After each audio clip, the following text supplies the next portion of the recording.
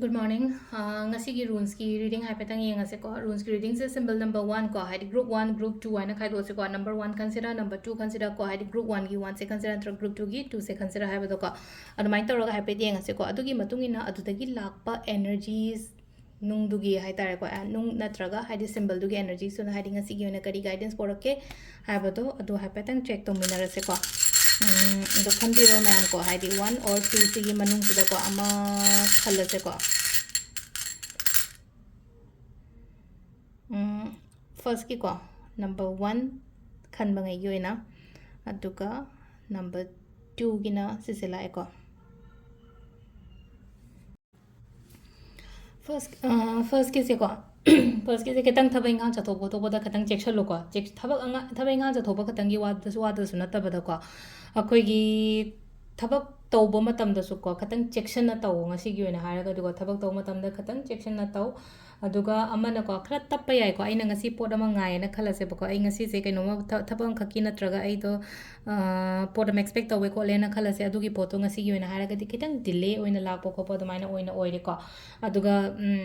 nungai na daba ko taba lai ramme ko la me na khala se basum ai hoji hoji life to ko adu nungai na daba lai ramme ba ko le me am do adudagi tholak pa oina oi ko haidi tholak pa hai ba gya tradi overcome tawraga tholak pa do ngasai gi nungai na khanara me na khala se khana ba do yashana bani khangde amani khangde du maina gumba lak pa hai tar ko se lai se ko first ki number symbol number 1 khan bangai gi oina haraga de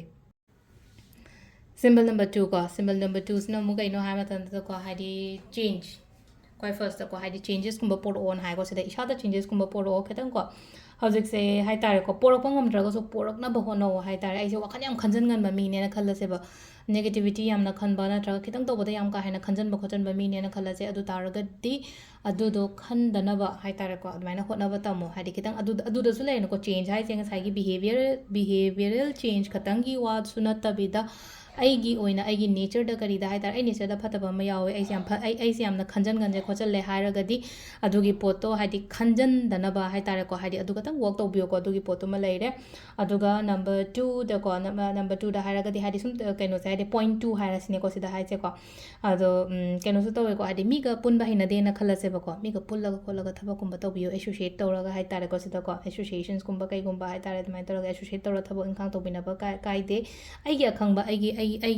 haijariba aina khangjariba kholiba mayam se ko mingon da share su tawtho ka ba ko adumba su le ko aduduna haidi si se ko haidi